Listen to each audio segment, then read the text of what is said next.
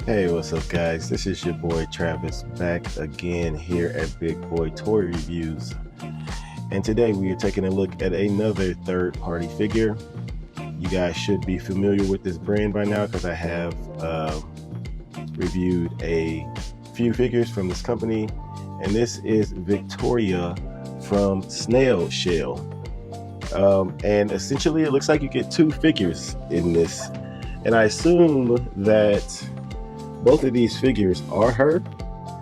And as you can see, it says Snail Shell right there. Because they don't have any other names on the box. So I assume these are both her, or are they just two characters named Victoria? Or is this like an armored version and a more, I guess, an underwear version? So yeah, this is the box. Nothing too special going on here. It doesn't have a window opening or anything, so you can't really see what the figure looks like in the box. But I do like the photos that they have on the box.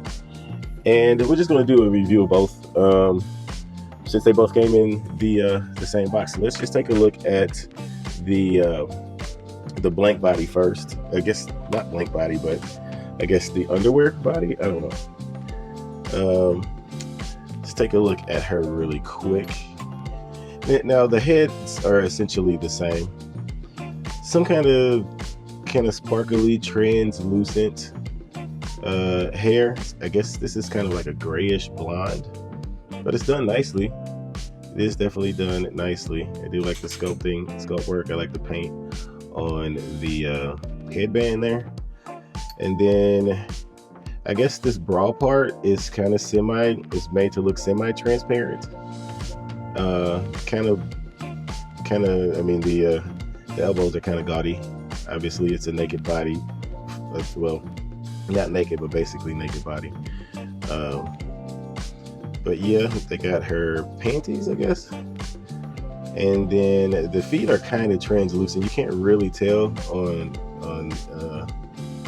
the camera, but they are kind of translucent. The toes are anyway.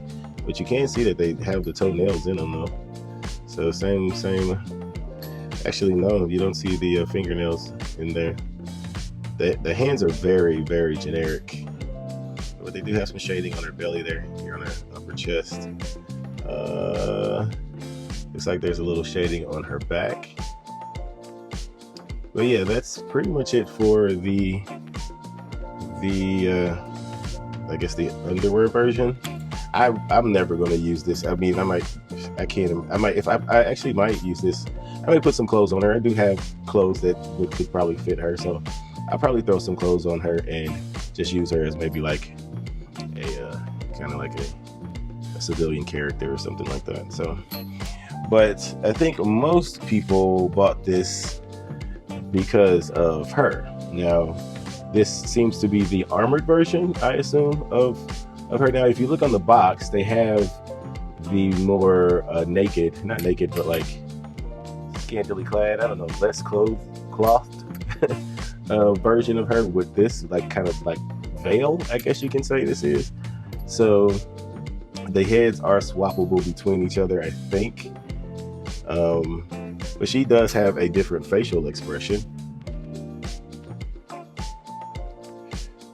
She does have a slightly different facial expression than her, so you can swap these faces out if you want to. But as far as the rest of it, this has way more going on here, obviously, because she's all armored up. And the armored up mech bride, I don't know what they were going for with this, but you can see the everything that's going on here. Everything is just better with the armor on there. This does have a I think this has a wire in it. Let me see. I believe this, yeah, it has a wire here at the bottom. So show that a little bit more in the articulation, but yeah, nice paint work on here. It says Aegis, I think, on there. I wonder if she goes with any of the other Snail Shell characters. Yeah, Aegis on there too. Kind of have that thing hanging away. See more of the detailing on there. Really nicely done. Really nicely done. Like, so most of this is cast in the color plastic that is in, but there is some paint. Now this isn't that great. Like how they painted this isn't all that great. The little triangles here are okay. The red paint is okay. It's just okay. But I don't know. I don't think you can swap all this. I don't know why you would. No, you definitely can't, because how they have the shoulders. This is clearly the body made for the armor. So obviously you can't swap it out. This just pops back on with a little ball peg. Let me put that back on really quick off camera. All right, so yeah, I had to pop the head off to get this back on because the joint kept moving. But yeah, as you can see, it's obviously it's supposed to be like the same body under all this armor. So, but yeah, this looks really cool. So let's go ahead and take a look at their accessories. All right, so she does come with 3 trigger finger-like hands, 1 glove, the other 2 not gloved, because she only has 1 glove on the character. So you get 3 of those. And then you also get, let me zoom in here because these hands are tiny. You also get just maybe some different type of trigger finger hands. And then that's it, no fist hands, oddly enough. So I guess they don't fight. I don't know. Then we get 2, oh, I forgot 1 hand, sorry. There was 1 more gloved hand. It's also similar to those other hands. Looks like a trigger hand also.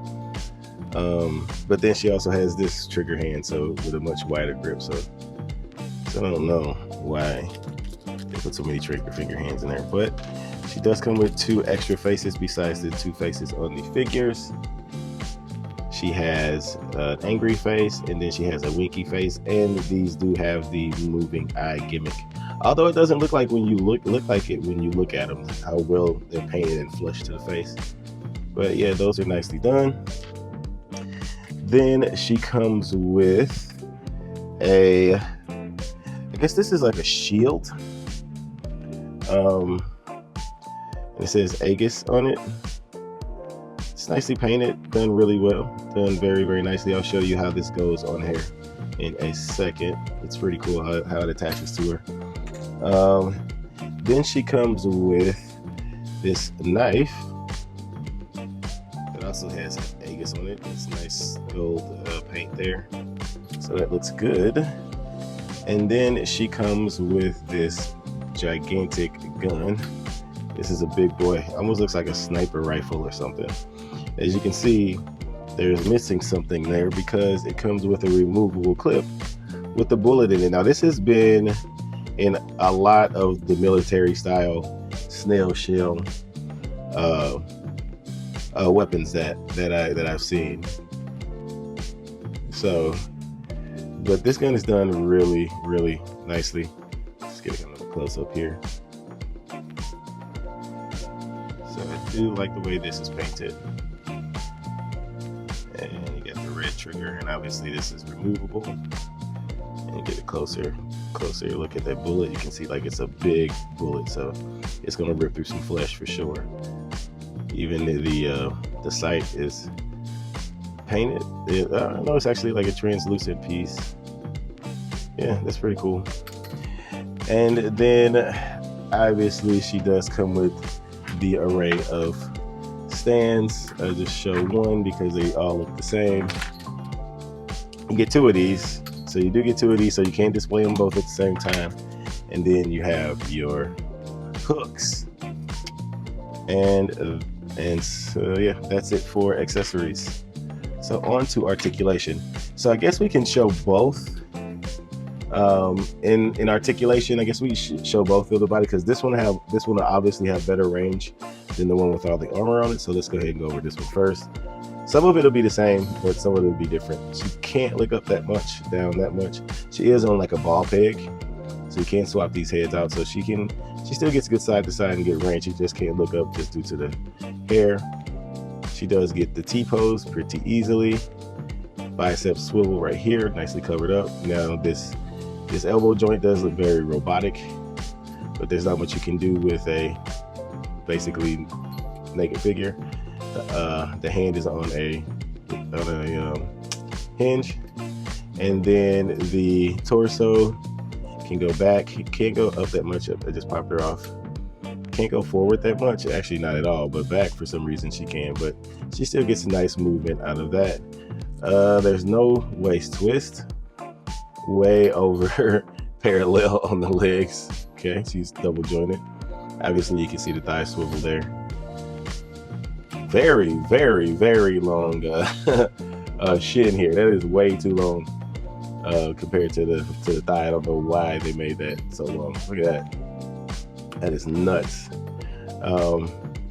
But she can kick forward that much, then backwards about that much, and then she does have an ankle up and down, ankle rocker, and then she has a toe hinge just relatively loose. So that's it for the underwear version, and then we got the cool armored version. Now she has the same look up and down. Her head is the same. Head's the same. Shoulders are going to be the same. These do move up and down, so you can move those out the way. Same bicep swivel, same elbow joint. Now she does have this bracelet here on this arm, and what's crazy is that it's got a magnet in it, so it just attaches just like that. So it just magnetizes right to your arm. So that's really cool. The wrist, same. Looks like we got about the same range in the torso as well, so that's good. Looks like this is basically all the same range. This is pretty good for a character with armor. Now all of this stuff does move out the way. It is all on hinges. All of these pieces are on hinges, so you can move these around. They can go back and forth. This is a soft plastic piece, so this will move right out the way. All of this stuff, as you can see, are on hinges, and then these can swivel out of the way like that. This middle top piece doesn't move though. Then obviously she does have boots, and I'm wondering if this is why they made the other one's legs so long, because of these boots. But you can get the same range out of them. They don't swivel or anything. And she does have like a ball peg attached here.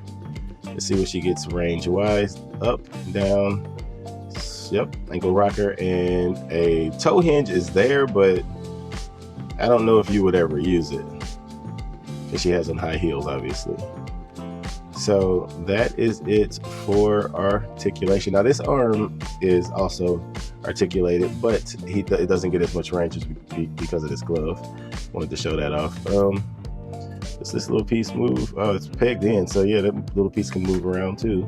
Or did I just break it? No, I didn't break it, but I did. The arm did pop off. Hopefully I don't lose this little tiny piece. Okay, I was able to stick that back in there, and then her arm did pop off. So let's get that arm back on there. Good.